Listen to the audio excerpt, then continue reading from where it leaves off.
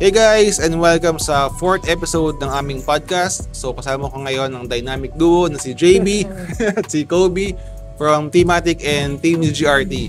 And syempre, we're here at the Attic Yard Hobby Studio in Marikina City. Visit them kung gusto nyo maka-experience ng challenging track and Tamiya. So pwede kayo mag-build dito and pwede nyo i-test yung mga nagawa nyo ng auto. So open sila Monday to Sunday except lang ng Wednesday. Close sila ng Wednesday. 11 a.m. to 9 p.m. Alright. Sige, so ang topic natin ngayon guys is about wheel alignment. Okay. Pag-uusapan natin kung bakit mahalaga ang pantay na gulong. And syempre, tuturuan tayo ni Master Kobe kung paano mag-align. Okay. So, parang JB, ikaw muna. First question ko sa'yo. Para sa'yo, bakit sa tingin mo mahalaga ang aligned na gulong? Para sa akin kasi, nung una pa lang, hindi ako naka-align. So parang salpak-salpak lang ako, galing sakit ganun. Tapos ang nangyari nun, parang hindi siya overall na yung yung peak performance niya. Hindi siya yung nasa peak performance kasi syempre yung gulong nagbibigil. Di parang nagre-result siya ng parang hindi agad lumalapat yung gulong ko. So hindi siya agad nakapag-accelerate. So yun yung mga isang bagay na na-experience ko sa pagtami ako na kaya yun. Simula nung nakilala ko to si Kobe. Sa kanya na ako nagpagawa ng mga wheel alignment syempre. Tapos ayun, wheel alignment, syempre hindi ko pa na-explore yun. Ibang bagay. So after nun, wheel alignment na mas maganda rin yung naka-pierce. Kasi ang wheel alignment, align lang siya pero may chance pa rin na matanggal siya. So ayun, parang yun yung last na pwede mong gawin eh. Oh, the best yan. Pinaka-last na the best mong gawin, pierce and align. So ayun, naka-pierce and align na to. Allow dan pierce sa VMAX. Hindi, hassle dyan. Kasi laging natatanggalan yun pag naka-pierce lang. So naka-align lang. Pag naka-pierce and align, ayun, parang swabing-swabe na yun. Tsaka yun yung parang na ko. Okay. Sige, may question naman ako para sa inyong dalawa or sige, tayo tatlo na rin sumagot dito. Sige. Mga experiences natin na nung hindi naka-align yung yung gulong natin and hindi rin naka-pierce. Kasi normal na 60mm tapos fresh from the kit. Then sinantok na natin ano mga pangit na experience na or mga masamang experience na na naranasan nyo during the race. Sa akin sa race, lalo't nung dating nag-GP race pa ako, parang going quarters na yun eh. Natanggalan ako ng gulong, automatic DQ yun. Kasi hindi pa ako naka-pierce and align nun. Ayun. Tapos yung sa mga wheels din, diba nilalagyan natin to ng double-sided. Kahit brand new siya kasi, kahit brand new, hindi siya matatanggal. Pero the best pa rin, kahit brand new, lalagyan mo siya ng double adhesive.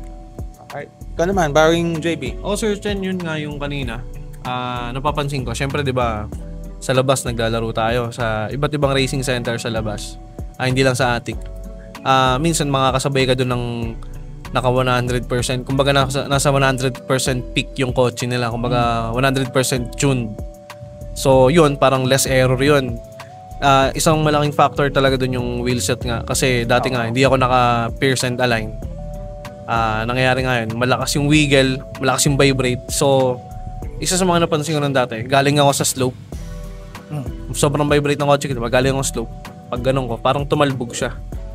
Yung nagkakos ng error nga. Ayun, pagkatalbog niya, umembang na ako. So, yun nga. Yun yung isa sa mga naging error ko na hindi ko makakalimutan dati.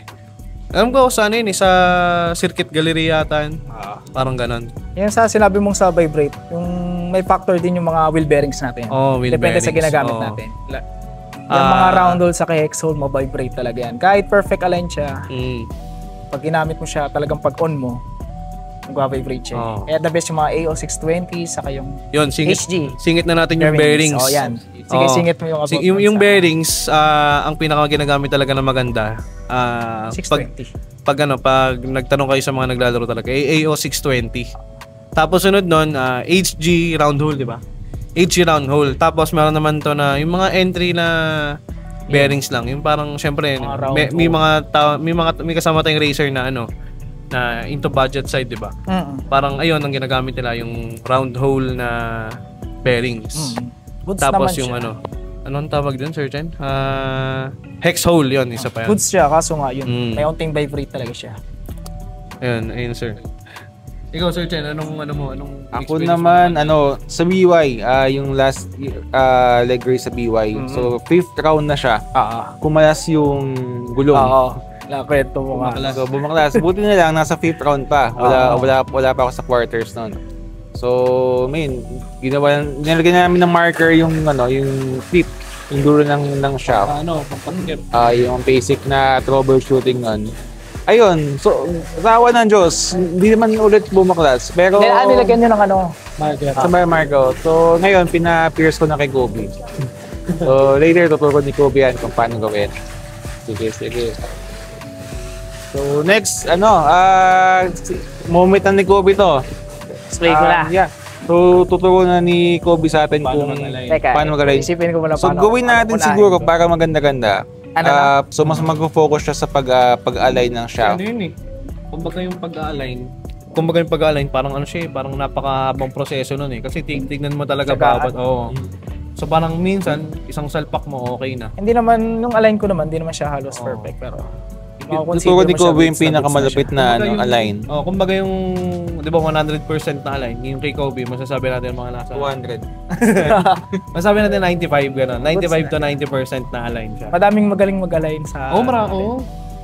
Para at least alam niyo yung may idea kayo kung paano tuturuan namin sa inyo paano mag-align. Para pag wala kayong magawa sa bahay niyo, medyo basic lang naman tong tuturo. Basic. Sa nakatulog na gano'n. Medyo matagal gawin to, pero pag nakuha niyo naman yung magandang alignment, magandang result din ng mga kuha niyo. Okay, sige guys, simulan natin. Sige. So, hello guys. Ako nga pala si Kobe ng Team GGRT sa Thematic. Bali, tuturo ko lang yung mga basics ng pag-align. Bali, basics lang naman to. Unang-una, shafts.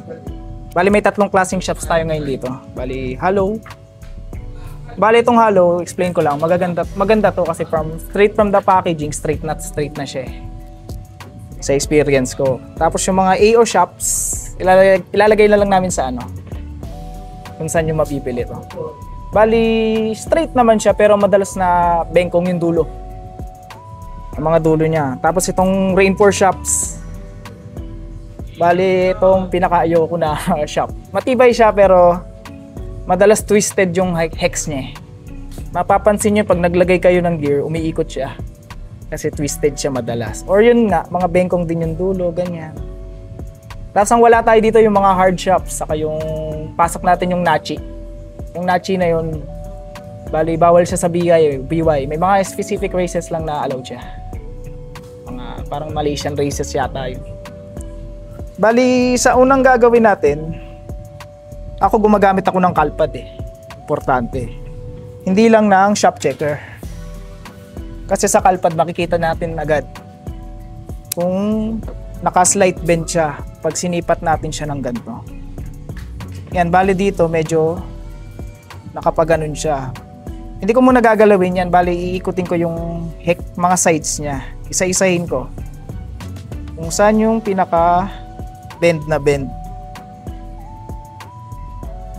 Bali, ito yung pinaka-bend niya. Ang gagawin ko lang, either ipa-place ko siya or pupukpukin ng martilyo. Bali, dun sa bahay ko may gato ako dun. Pinupukpuk ko pa siya dun. Or kung wala ako dun sa naggagawa ko sa labas, onting bend lang. Tapos sipat ulit. Tapos saka ako gagamit ng shop checker. Ayan, basta nagtuloy-tuloy lang yung pasok niya, goods yan. Saka itong kaganda sa shop checker, machi-check mo na yung pangit na shops. Tulad nito. Hindi mo siya masasabi na bend kung wala kang kalpad. Pag pinasok mo siya, hindi siya dederecho. May mga part na hindi siya dederecho. Ay, ito ata. Ayan. Hindi siya tutuloy. Kahit bali-balik ta rin mo siya, hindi siya tutuloy. Bali, nahabol pa naman to, kaso tiyagaan sa pukpok, sa Bali, ito may straight na shop na tayo.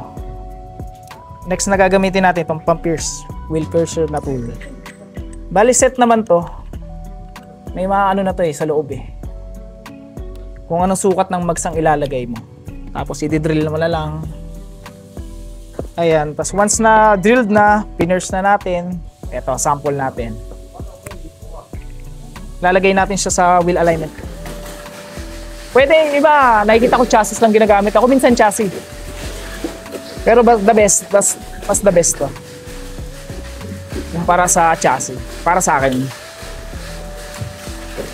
Bali yan, install mo lang. Ikutin mo lang siya. Ayan. Sa lagay nito, na-align na kasi namin to. Bali, goods naman na siya. Bali, itong mga screw na to, pan-check siya ng alog. Ayan, sipat-sipat lang. Bali, ito talagang pag-a-align, tiyagaan talaga kailangan. Tiyaga. Saka hindi naman 100% din yung alignment natin eh. Parang sabihin natin 80, ganun. Pero para sa akin, yung hindi naman na kailangan ni 100% yung wheel alignment. Parang goods naman siya basta mawala yung malakas na vibrate or yung... Ang pinakapangit na uga kasi ng wheel set, yung pag-paangat kaysa pagilid kasi yung paangat malala yun. Parang ang auto mo gumaganong ganun. Bali yan, nakapag-pierce na tayo, magtatanda na tayo.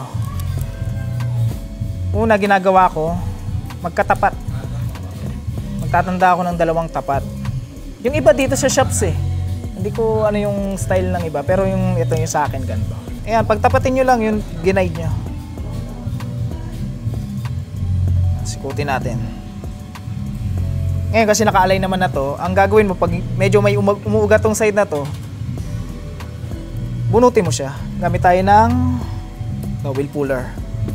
Or sa case nito, medyo maluwag na siya kaya kaya na natin siya kamayin. Ingat lang pala tayo sa pagkakamay minsan pag kaya naman natin kamayin kasi minsan na-bend yung shops. Pag medyo gamay mo na, pwede mo na siyang kahit bunutin mo lang ng kamay mo.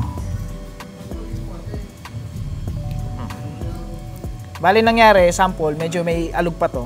Ililipat ko lang yung tapat niya. Pa-forward. Ayan, mag-i-skip lang ako konti.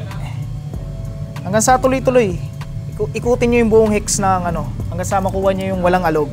Pero pag once na may alog pa rin, minsan may problema yung mags. Lalo na yung mga carbon kasi sa isang pack nun, kahit brand new, madalas may isang laging bengkong. Based on experience. Or pag hindi pa rin makuha, maalog, tignan nyo yung shop, paikutin nyo. Paikutin nyo ng ganyan. Sipat nyo na agad yung shops may. Doon papasok ang plies. Medyo ituwid-tuwid mo siya hanggang sa magpantay. Pag hindi mo makuha, either palit ka bagong shop kung hindi mo siya mahabol. Ayan. Bali goods naman na to. Ayan. Tapatin mo na siya. FYI lang guys, pag brand new talaga, maskip to. Gagamit ka talaga ng installer saka wheel puller sa pagtatanggal. Ayan. Ayan, goods na siya.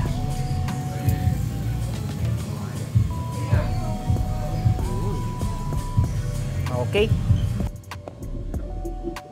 Tapos, ayun.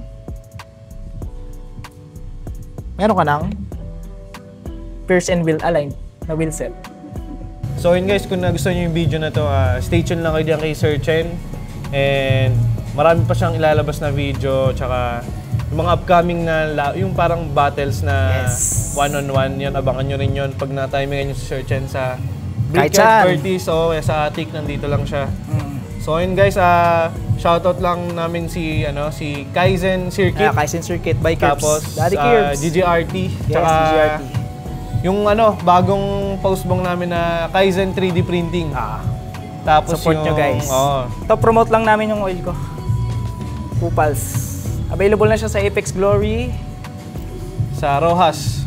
Sa Rojas. Nagpadala ako sa Rojas. Nagpadala ako sa Rojas. Coming soon. Tapos sa Drip Street. Saan yung Drip Street?